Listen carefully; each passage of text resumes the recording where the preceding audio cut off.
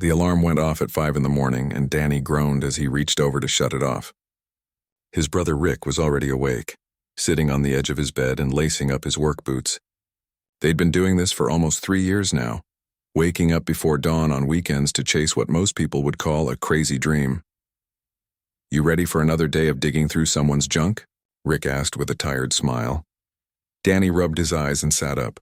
"One of these days we're going to find something good. I can feel it." Rick had heard that line before. They both had. It was the same thing they told themselves every single time they went to a storage unit auction, and every single time they came home disappointed. But that's the thing about hope. It doesn't need logic to survive. It just needs one good reason to keep going. The brothers had gotten into the storage auction business after watching one of those reality shows where people bid on abandoned units and found valuable antiques or rare collectibles. It looked easy on TV. Buy a unit for a few $100s, find some treasure, sell it for thousands, and repeat. The reality was much different. Over the past 3 years, they'd bought 17 storage units. Most of them contained nothing but trash. Old clothes that smelled like mildew, broken furniture that nobody wanted, boxes of random papers and outdated electronics that weren't worth the effort to haul away. They'd made a little money here and there selling some decent items, but nothing that would change their lives. Still, they kept showing up. Danny worked as a mechanic during the week and Rick drove a delivery truck. Neither of them loved their jobs, but the bills needed to be paid. The storage unit auctions were their side hustle, their shot at something bigger. Every weekend they weren't working overtime. They'd check the local auction listings and show up with cash in hand and hope in their hearts. This particular Saturday morning in July, they were heading to a facility about 40 minutes outside of town. The place was called Lockwood Storage, and Danny had never been there before. Rick had been once, about a year ago, and hadn't found anything worth remembering. They grabbed coffee from a drive-thru and made the trip in Rick's old pickup truck. The sun was just starting to come up, painting the sky in shades of orange and pink. It was going to be a hot day. Danny could already feel it in the humid air that stuck to his skin. "How many units are they auctioning today?" Danny asked, sipping his coffee. "4, I think," Rick said, keeping his eyes on the road. "But you know how it goes. If there's anything that looks good, the professional buyers will drive the price way up." That was the hard part about these auctions. They weren't just competing against other hopeful people like themselves. There were professionals who did this for a living, people who had trucks and warehouses and could afford to take bigger risks. Danny and Rick were working with a tight budget. They'd set aside $3,000 for the month, and they couldn't afford to waste it on garbage. When they arrived at Lockwood Storage, there were already about 20 cars in the parking lot. Danny felt his stomach sink a little. More people meant more competition, which meant higher prices. They parked and walked toward the small crowd gathering. Near the main office, the auctioneer was a man in his 60s named Bill. He had a weathered face and a voice that sounded like he'd been smoking cigarettes since he was a teenager. Danny had seen him at other auctions before. Bill was all business. He didn't waste time with small talk, and he didn't care if you found treasure or trash in the units you bought. His job was to sell them and move on. "All right, folks, let's get started," Bill called out, checking his clipboard. "First unit is number 83. Follow me." The crowd moved like a slow river, everyone shuffling toward the first unit. Bill unlocked it and rolled up the metal door. Inside was a unit packed with furniture, couches, tables, a dresser, and what looked like a decent flat-screen TV. The bidding started immediately. Within seconds, it shot up past $800. Danny and Rick exchanged a look and stepped back. They'd learned early on not to get caught up in bidding wars. That's how you ended up paying more than the contents were worth. The unit sold for $1,200 to a woman with a moving truck parked nearby. She looked like a pro. The second and third units went the same way. One was full of tools and equipment which sold for $2,000. The other had boxes and boxes of what looked like books and household items which went for $500. Danny was starting to think this was going to be another wasted morning. "Last one, folks," Bill announced, leading them to the far end of the facility, Unit 247. "This one's been sitting here a long time." When Bill rolled up the door, Danny's first thought was that someone had made a mistake. The unit looked like a literal garbage dump. Black trash bags were piled everywhere, some of them split open with contents spilling out. Broken cardboard boxes were stacked haphazardly, and there was debris scattered across the floor. The smell that came from inside wasn't terrible, but it wasn't pleasant either. Just that musty, old smell of things that had been sitting in the heat for way too long. The crowd that had been so eager at the first few units now went completely silent.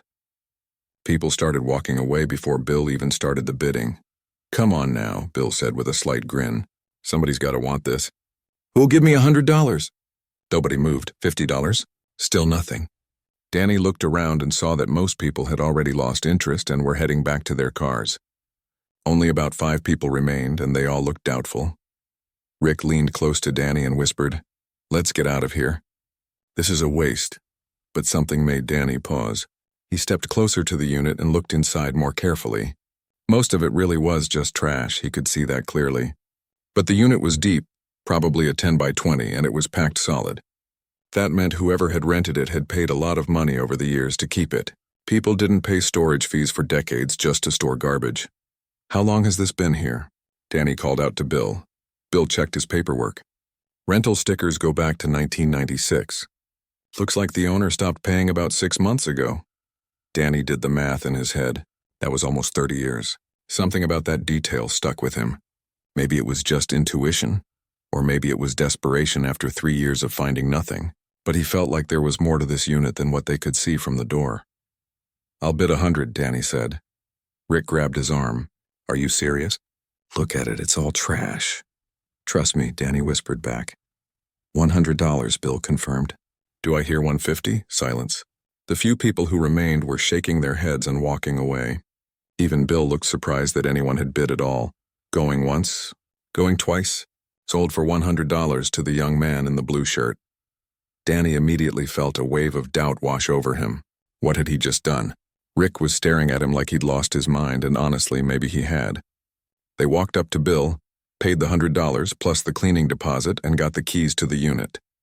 As soon as everyone else left, Rick turned to Danny with his arms crossed.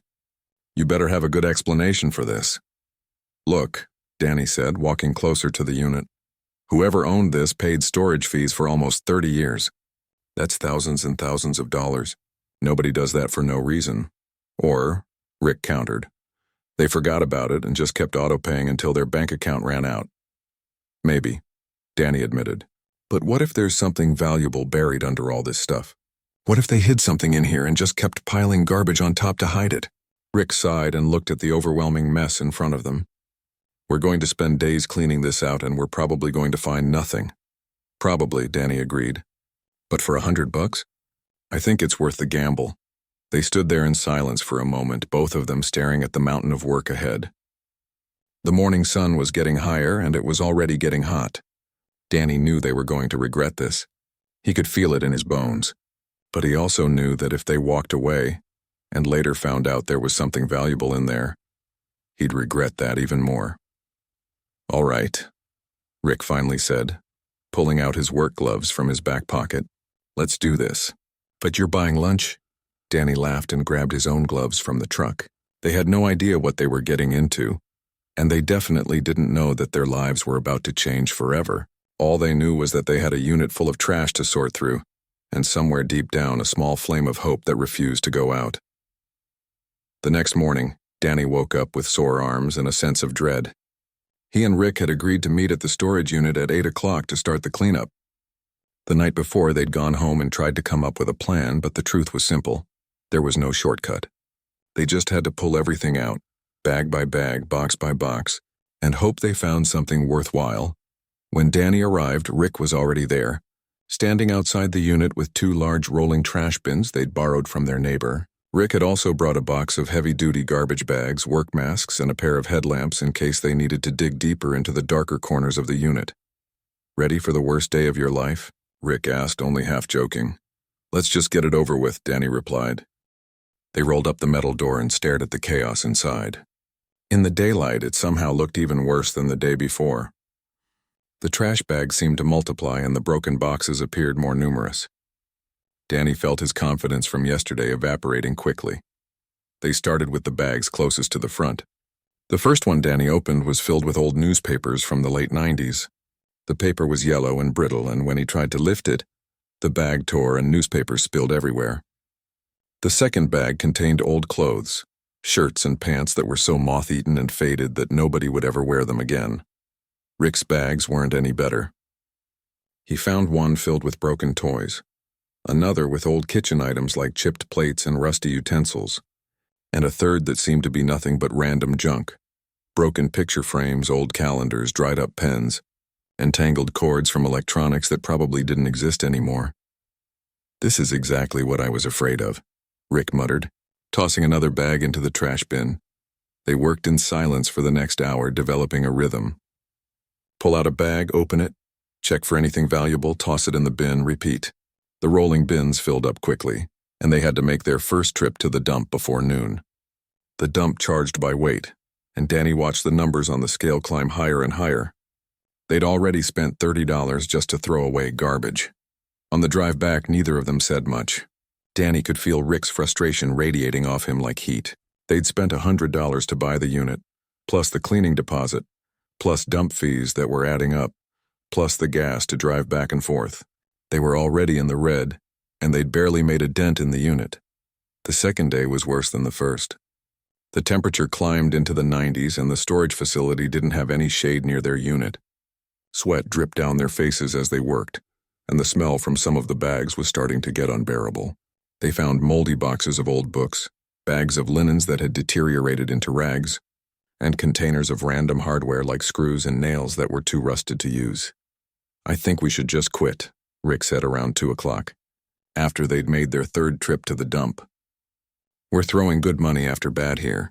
Danny wanted to argue, but he couldn't find the words. Rick was right. This was a disaster. They'd found nothing of value, and they were burning through cash on dump fees.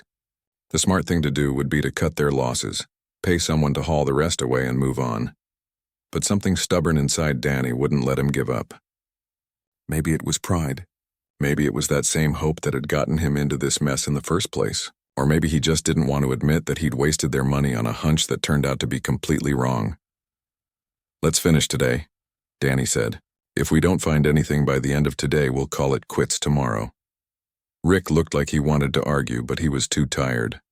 He just nodded and grabbed another bag. By the end of the second day, they'd cleared about half the unit. Every muscle in Danny's body ached, and his hands were covered in blisters even through the work gloves. They drove home in silence, both of them too exhausted to even turn on the radio. Day 3 started the same way. More bags, more trash, more trips to the dump. Danny had stopped checking every bag carefully. He was just going through the motions now, trying to get through the work as fast as possible so they could be done with this nightmare. Rick had stopped complaining, which was somehow worse than when he'd been angry. Now he just looked defeated, mechanically pulling out bag after bag with dead eyes. Danny felt terrible. He'd convinced his brother to waste their weekend and their money on this disaster. Around noon on the third day, something changed. They'd worked their way about 3/4 of the way through the unit when Danny pulled away a stack of collapsed cardboard boxes and saw something different. Wood. At first, he thought it was just a piece of broken furniture, but as he cleared away more debris, he realized it was much bigger. It was a wardrobe, a large wooden cabinet that had been completely hidden by all the trash piled in front of it. "Rick," Danny called out. "Come look at this." Rick walked over, wiping sweat from his forehead. When he saw the wardrobe, his eyes widened slightly. It was the first sign of emotion Danny had seen from him all day.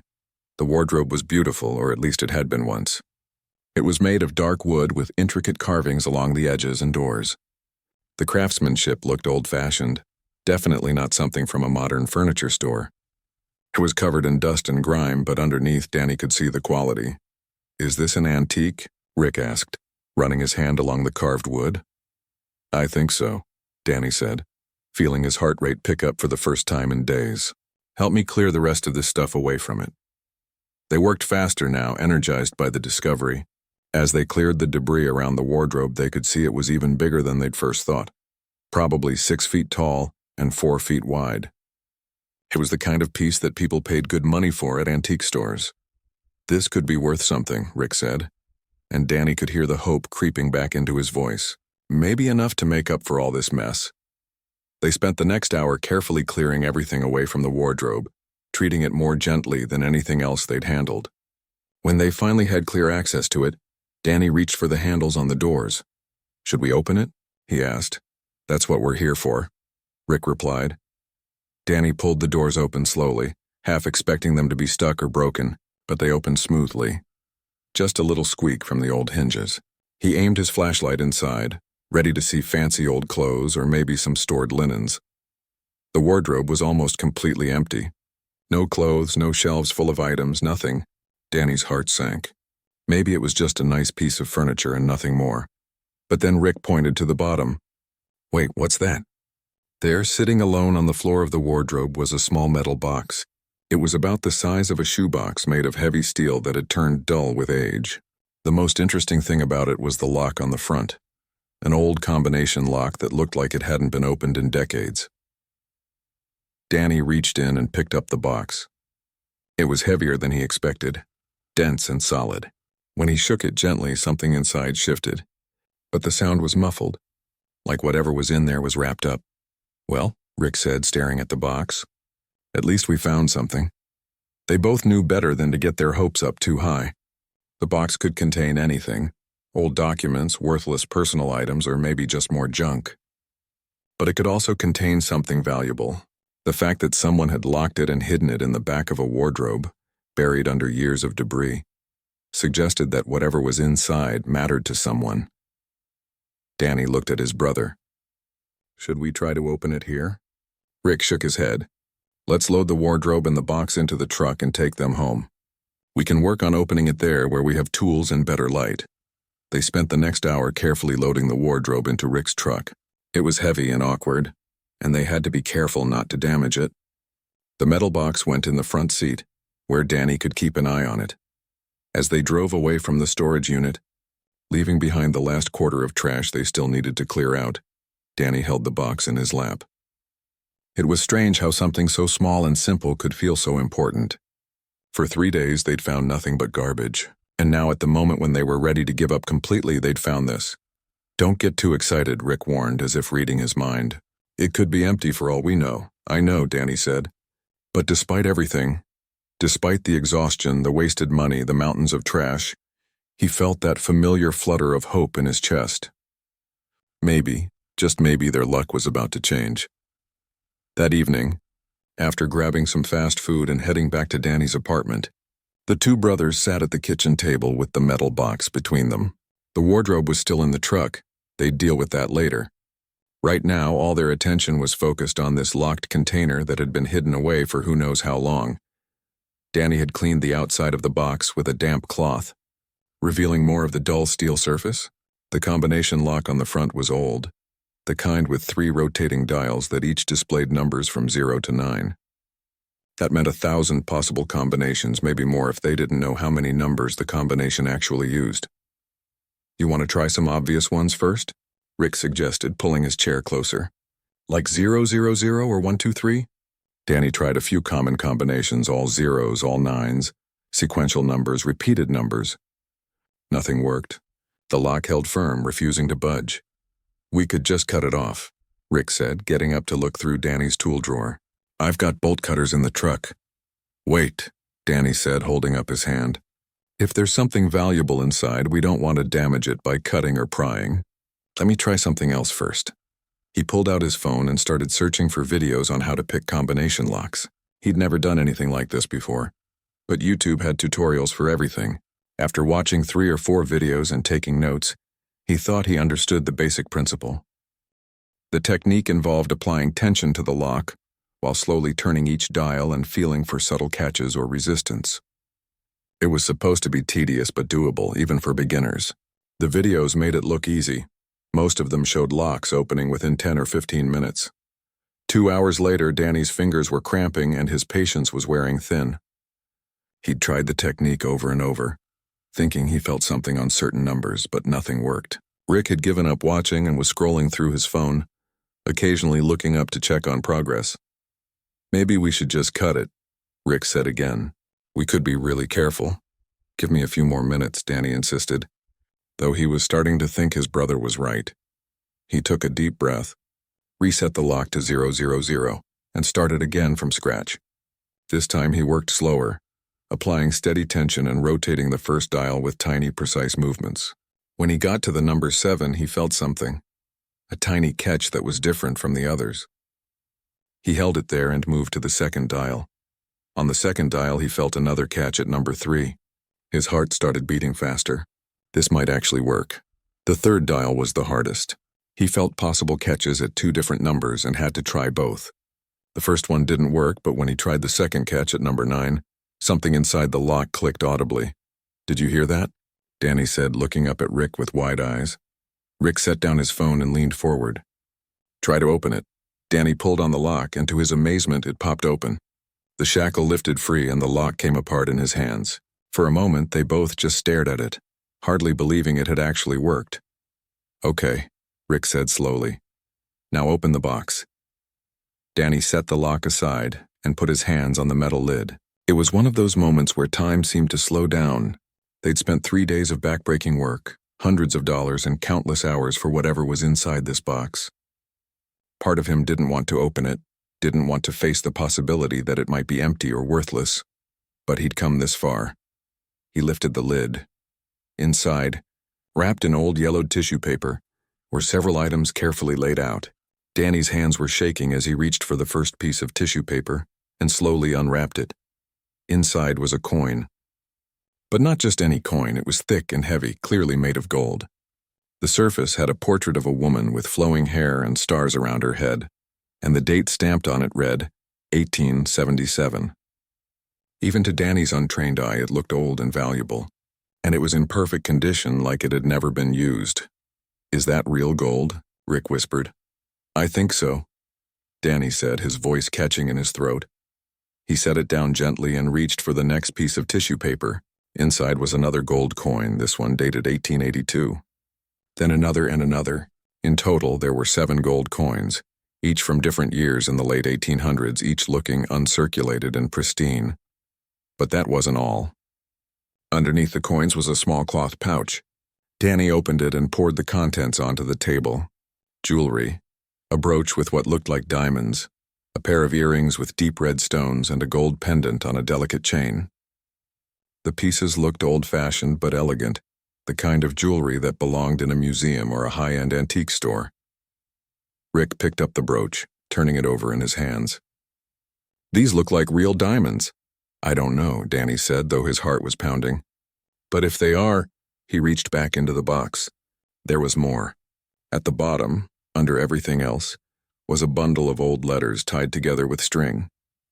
The envelopes were addressed to someone named Edward Carlson, and the return addresses were from military bases in Europe. These were letters from World War II. But underneath the letters was something that made Danny's breath catch, a stack of official-looking documents. He pulled them out carefully and spread them across the table. Some were war bonds from the 1940s with patriotic imagery and formal seals. Others were stock certificates printed on heavy paper with elaborate borders and the names of various companies. Rick was reading over his shoulder, his eyes scanning the documents. "Do these things still have value?" "I have no idea," Danny admitted. "The war bonds are probably just historical. But these stock certificates, I don't even recognize most of these company names." They sat in silence for a moment, just looking at everything spread across the table. It was overwhelming. They'd hoped to find something valuable, maybe an antique worth a few $100s or some collectibles they could sell online. But this was something entirely different. "We need to get these appraised," Rick finally said. "We need to talk to experts who know what they're looking at." Danny nodded, though he was almost afraid to let any of this out of his sight. "Tomorrow. First thing tomorrow, we'll start making calls." They spent the next hour carefully wrapping everything back up and putting it in the box. Danny took photos of each item with his phone, making sure to capture the dates on the coins and the names on the stock certificates. They agreed that Danny would keep the box at his apartment overnight, somewhere safe. After Rick left, Danny sat alone at his kitchen table, staring at the metal box. His mind was racing with possibilities. How much were those gold coins worth? Were the diamonds real? And the stock certificates, could those actually be worth something after all these years? He thought about the person who had owned all this, Edward Carlson, according to the letters. Why had he hidden these valuable things in a storage unit? Why pile trash on top of them? Was he trying to hide them from someone, or had he simply forgotten about them? Danny picked up one of the letters and carefully opened it. The paper inside was thin and fragile, the handwriting neat but faded. It was from a soldier writing home to Edward, talking about life overseas during the war, asking about family, expressing hope that they'd all be together again soon. These weren't just valuable items. They were someone's treasures, someone's memories, someone's life savings hidden away for safekeeping. And now they were sitting on Danny's kitchen table, found by accident after being buried under trash for decades. He carefully put the letter back and closed the box. Tomorrow they would find out what all of this was really worth. But tonight, Danny couldn't shake the feeling that they'd stumbled onto something much bigger than they'd ever imagined. The storage unit that everyone else had walked away from, the unit that seemed like nothing but garbage, had been hiding a secret all along. As he got ready for bed that night, Danny couldn't stop thinking about the moment when he'd opened that metal box. The feeling of discovering something hidden, something valuable, something important. It was exactly what he'd been hoping for during 3 years of searching through storage units. But now that he'd actually found it, he wasn't sure what came next. All he knew was that tomorrow, everything would change. For better or worse, he and Rick were about to find out just how much their $100 gamble was really worth. The next morning, Danny barely slept. He was up at 6, double-checking that the metal box was still safely tucked in his closet where he'd left it. Rick arrived at 7 with coffee and a determined look on his face. "I've been up since 4 doing research," Rick said, setting his laptop on the table. "I found a coin shop about 30 minutes from here that specializes in rare coins. They open at 9. There's also a jewelry appraiser downtown who has great reviews, and I found the name of a financial advisor who might be able to help us with the stock certificates." Danny was impressed. "You've been busy." "I couldn't sleep," Rick admitted. "All I could think about was what's in that box." They decided to start with the coin shop. Danny carefully packed the gold coins in bubble wrap and put them in a small carrying case. He wasn't taking any chances. They left the jewelry and documents at his apartment, locked in his safe, and headed out. The coin shop was called Heritage Coins and Collectibles, tucked into a strip mall between a dry cleaner and a pizza place. From the outside, it didn't look like much, but inside was a different story. Glass cases lined the walls filled with coins, currency, and historical artifacts. An older man with glasses and a magnifying glass attached to a headband stood behind the counter, examining something small. He looked up when they entered. "Good morning. How can I help you, gentlemen?" "We found some old coins," Danny said, setting the carrying case on the counter. "We were hoping you could tell us about them." The man's expression shifted from polite interest to focused attention as Danny carefully unwrapped the first coin and placed it on a felt pad on the counter. The man picked it up with careful fingers, holding it up to the light, then examining it under a magnifying glass. "Where did you get this?" he asked, his voice quiet but intense. "We bought a storage unit at auction," Rick explained. "They were inside." The man didn't respond for a moment, just kept examining the coin from every angle. Then he reached for a thick reference book and started flipping through pages, comparing the coin to images and descriptions. Finally, he looked up at them, and there was something in his expression that made Danny's pulse quicken. "This is an 1877 Liberty Head $20 gold piece," the man said slowly, "and if I'm not mistaken, it's in uncirculated condition. Do you have any others?" Danny unwrapped the remaining 6 coins and laid them out on the counter. The man's eyes widened. He examined each one carefully, making notes on a pad of paper, checking reference books, and occasionally looking up at the brothers with an expression that mixed disbelief with excitement. After what felt like an eternity, he set down his magnifying glass and looked at them seriously. "Gentlemen, what you have here is extremely valuable. These are all rare-date Liberty Head gold pieces in near-perfect condition. Coins like these, uncirculated and well-preserved, are highly sought after by collectors." "How valuable are we talking?" Rick asked, his voice a little shaky. The man pulled out a calculator and started punching in numbers. "Conservatively, based on current market values and assuming these are genuine, which I believe they are, though you'd want a professional grading service to confirm, you're looking at somewhere between $65,000 and $80,000 for the complete set." Danny felt the room spin slightly. He grabbed the edge of the counter to steady himself.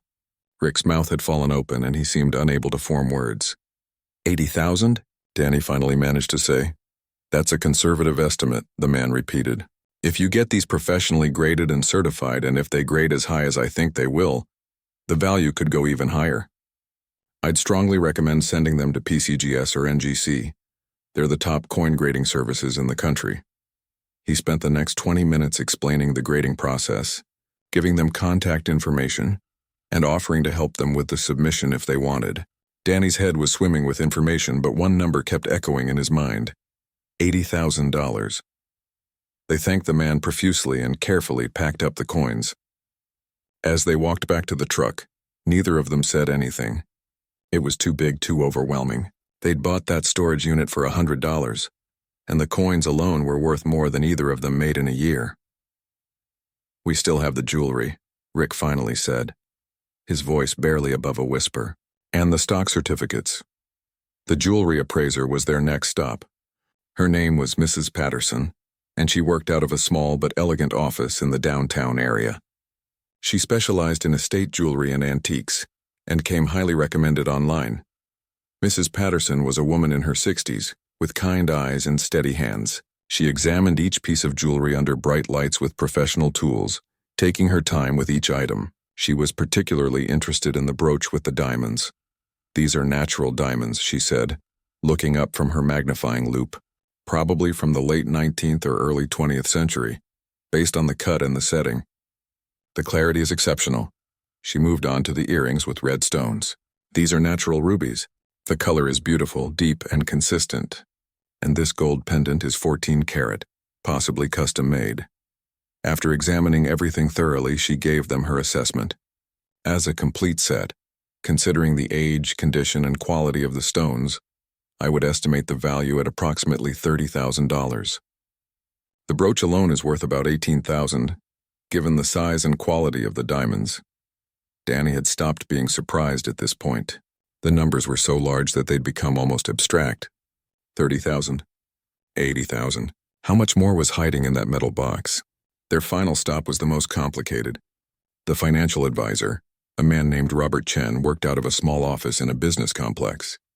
Rick had explained over the phone what they had, and Mr. Chen had agreed to see them immediately. Mr. Chen was younger than they expected, probably in his early 40s, with a sharp suit and an even sharper mind.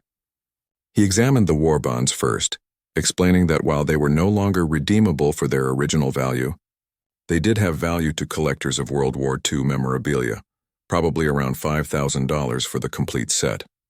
But it was the stock certificates that really got his attention. He spread them out on his desk, reading each one carefully, occasionally typing company names into his computer and pulling up information. "This is going to require some research," he admitted. "Some of these companies no longer exist. But others—" He paused, looking at one certificate in particular. "Others were acquired by larger corporations through mergers.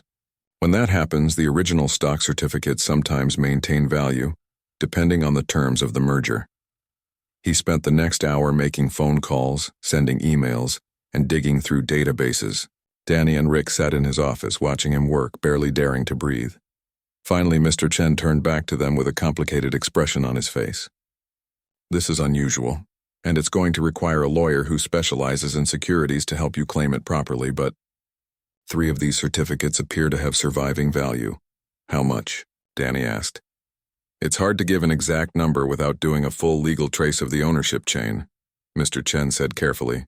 "But based on what I'm seeing and accounting for stock splits and mergers over the decades, you could be looking at anywhere from $150,000 to $300,000. The room went silent. Rick's face had gone pale. Danny felt like he might pass out. "300,000? Rick repeated, his voice cracking slightly. Mr. Chen held up his hands. "That's a rough estimate, and it could take months to fully claim. You'll need lawyers. You'll need to prove ownership through the storage auction. You'll need to trace the chain of title. It's not simple, but yes, if everything checks out, that's the range we're looking at." They left his office in a daze. The drive back to Danny's apartment was silent except for the sound of the truck engine. When they got inside, they sat at the kitchen table with the metal box between them. Just like the night before, but everything had changed. "The coins are worth $80,000, Danny said slowly, as if saying it out loud would make it real. "The jewelry is worth $30,000. The bonds are worth $5,000, and the stock certificates might be worth $300,000. Rick was doing the math on his phone calculator. That's over $400,000 total. Maybe more. They looked at each other, and for the first time in 3 days, they both started laughing. It was the kind of laughing that comes from shock and relief and disbelief all mixed together. They'd spent 3 days hauling trash, gotten filthy, wasted money on dump fees, and nearly given up a dozen times. And now they were sitting on a fortune that had been hidden under garbage for almost 30 years. But as the laughter faded, a more serious thought crossed Danny's mind. He picked up one of the old letters from Edward Carlson, the one he'd read the night before. "Rick," he said quietly, "this stuff belonged to someone. Someone who saved these things, who hid them, who cared about them." Rick's expression sobered. "I know what you're thinking. Do we have the right to just keep all this?" Danny asked. "I mean, legally we do. We bought the storage unit. But morally?" They sat in silence, the weight of the question hanging between them. They'd found a treasure, yes, but they'd also found someone's life, someone's history, someone's carefully saved fortune, and somewhere out there that person might have family who didn't even know this existed. For the next 2 days, Danny couldn't stop thinking about Edward Carlson. Every time he looked at the metal box, he saw those old letters, the careful way everything had been wrapped and preserved, the decades of storage fees someone had paid to keep these items safe. This wasn't just treasure, it was somebody's life. Rick came over on Tuesday evening after work. They'd been texting back and forth, but this conversation needed to happen in person. Danny had made his decision, but he needed to make sure his brother was okay with it. "I want to try to find his family," Danny said before Rick could even sit down. "Edward Carlson's family. I want to find them and tell them what we found." Rick was quiet for a moment, then nodded slowly. "I was hoping you'd say that." "Really?" Danny was surprised. "We could legally keep all of it. Nobody would ever know." "Yeah, but we'd know," Rick said. "Look, I want the money." "I'm not going to pretend I don't. But I keep thinking about my grandfather, you know? When he died, we found out he'd saved all this stuff for us, old photos, his military medals, letters from when he was young. That stuff meant the world to our family. If someone had found it and just kept it..." He trailed off, shaking his head. "So we're doing this?" Danny asked. "We're doing this," Rick confirmed. "But we're not just giving everything away either. We bought that unit fair and square. And we did the work to find this stuff. We'll find the family and we'll work something out that's fair to everyone." They decided to hire a private investigator. Rick found one online who specialized in locating family members and missing persons. Her name was Linda Torres, and she had good reviews and reasonable rates. They met with her the next day at her small office. Linda listened to their story with interest, taking notes on a legal pad. When they finished, she leaned back in her chair and studied them for a moment. "I have to say, most people in your situation wouldn't bother trying to find the family," she said. "They'd just keep everything and move on." "Yeah, well, we're not most people," Danny said, though he wasn't entirely sure that was true. Maybe they were just two guys who couldn't live with themselves if they didn't at least try. Linda explained that the search could take time and would cost money. She charged $100 an hour plus expenses, and there was no guarantee she'd find anyone. Edward Carlson was a common enough name, and if he'd died without close family or if his relatives had moved around, the trail could go cold quickly. "How much do you think this will cost?" Rick asked. "Hard to say," Linda admitted. "Could be a couple $1,000s, could be more. Depends on how complicated the search gets." Danny and Rick looked at each other and nodded. "Do it," Danny said. "Whatever it costs." The waiting was the hardest part. Linda called with updates every few days, explaining what leads she was following, what records she was searching, what dead ends she'd hit. She started with death records and found that Edward Carlson had died in late 2015 at a nursing home in Pennsylvania. That explained why the storage payments had eventually stopped. Probably his bank account had been closed after his death, and the automatic payments ended. From there, she traced back through his life.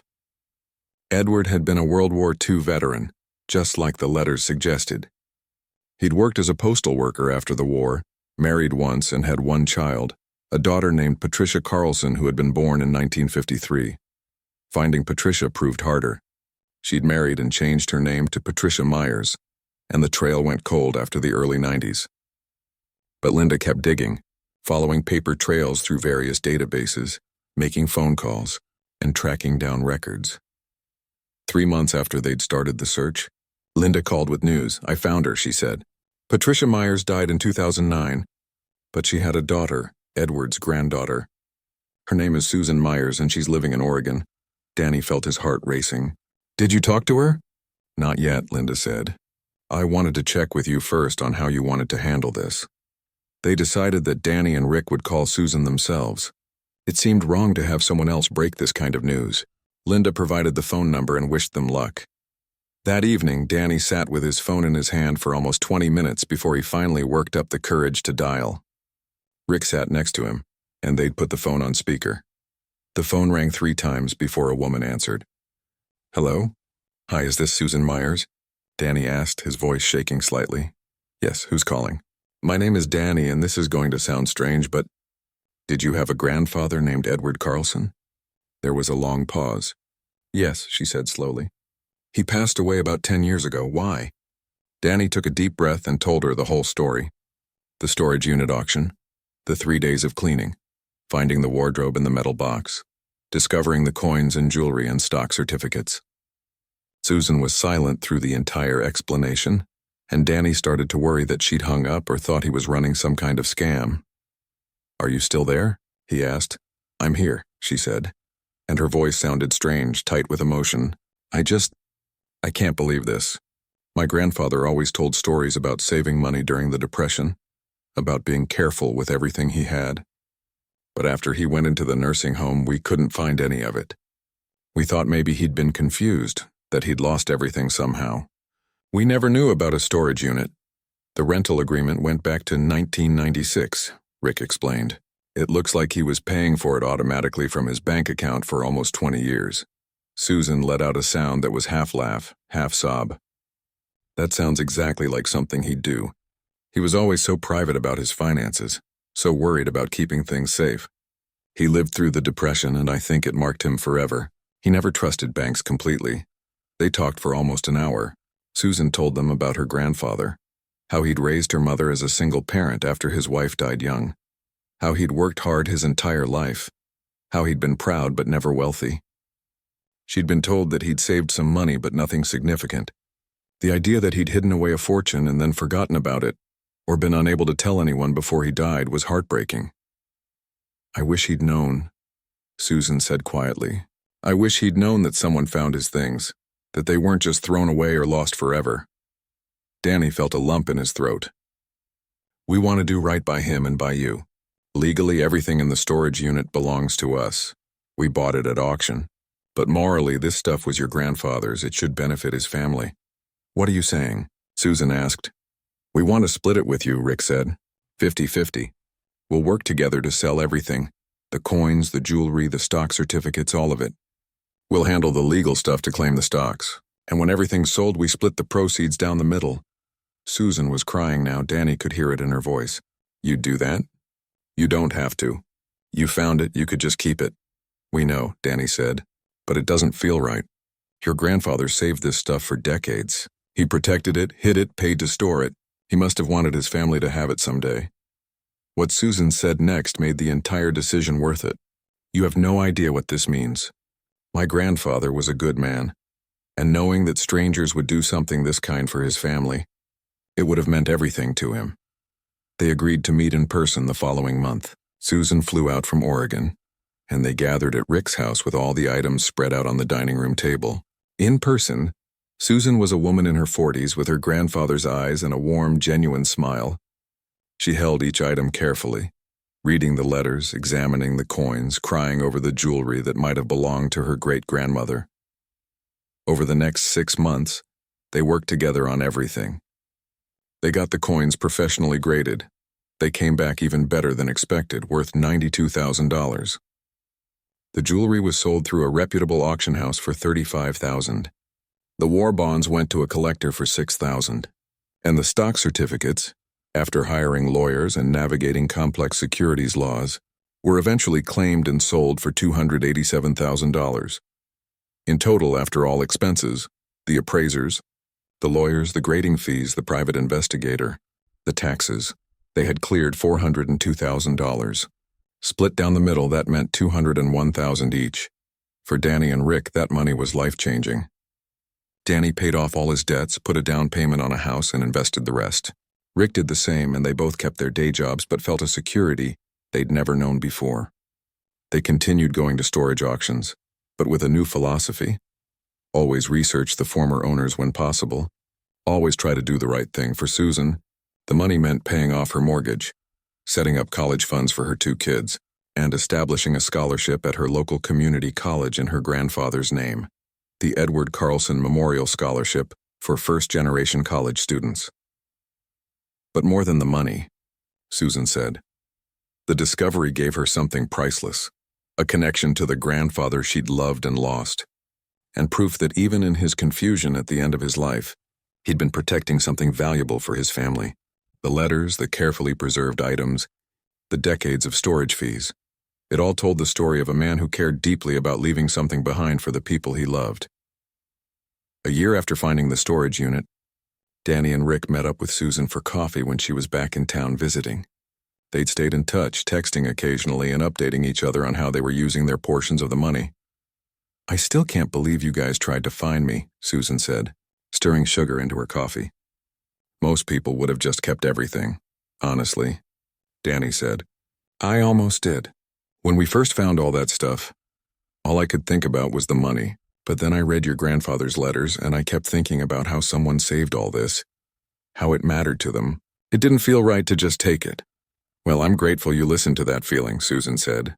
"You gave my family a gift, not just the money, but the knowledge that my grandfather's life meant something, that his careful saving wasn't wasted." Rick raised his coffee cup. "To Edward Carlson, and to $100 gambles that change everything." They clinked their cups together, 3 people brought together by an abandoned storage unit, a box hidden in a wardrobe, and the decision to do the right thing even when nobody would have known if they hadn't. As Danny drove home that evening, he thought about how different his life looked now compared to a year ago. He had a house, savings in the bank, and a story he'd be telling for the rest of his life. But more than that, he had proof that sometimes taking a risk pays off in ways you never expected. The storage unit that everyone else had walked away from, the one that looked like nothing but trash, had been hiding a treasure all along, not just the coins and jewelry and stock certificates, but something more valuable. A reminder that good things still happen to people who work hard, keep hoping, and try to do right by others even when it's not required. And every time Danny drove past a storage facility now, he smiled and wondered what secrets might be hiding inside those metal doors, waiting for someone brave enough or foolish enough to take a chance.